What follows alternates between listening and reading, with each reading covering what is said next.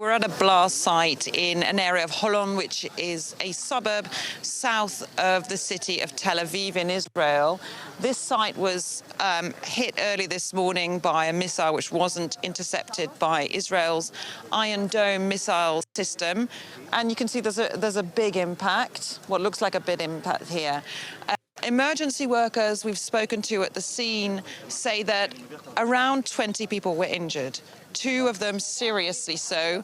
They say there were no fatalities, they believe, because people had headed down into underground shelters, as they're ordered to do by Israel's Home Command. And they've been really urging the public to keep up with that habit of disciplining people to get to shelter every time there is an air raid across the skies of Israel. This latest round of incoming missiles from Iran took place around 7 a.m. local time. There was also incoming fire at around midnight overnight. And this has been continuing into the 7th consecutive day now. So this is ongoing. Israel, meanwhile, hitting back at strikes in Iran, that continuing. We know also that there was a strike down in southern Israel, which hit a hospital, we're told by Israeli authorities.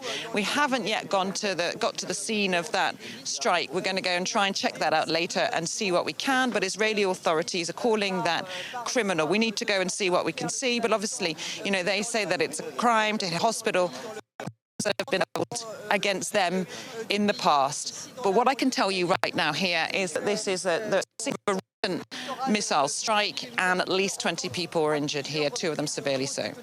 Catherine, is it possible to assess at this early stage how this might impact public opinion? I mean, there have been some attacks already we've seen hitting buildings, but this seems like a much larger scale, at least 3 or possibly 4 major sites. Right, we had seen a bit of a reduction in the number of missiles coming in the salvos fired from Iran in recent days. At the beginning of this deadly tit-for-tat between Israel and Iran, we were seeing very big missile salvos, 45 missiles at a time each. In recent days, that's been down a bit. But this morning, around 7 a.m. local time, Israeli time, there were more missiles coming through. And I think every time we see these images across the media, across Israeli state television, that does, of course, have an impact on public opinion here, but also overseas, especially in the United States.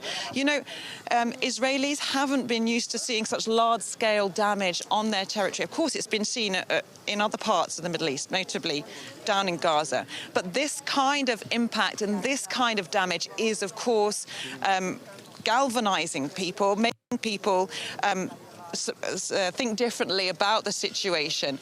People we've been speaking to in recent days say that they feel they're under existential threat from Iran. And the overwhelming majority of people that we've spoken to and in opinion polls support the opening of this latest front with Iran, because they feel that it's something that's necessary for their protection. So when they see these images of buildings destroyed inside Israel, I think that is reinforcing that view day after day.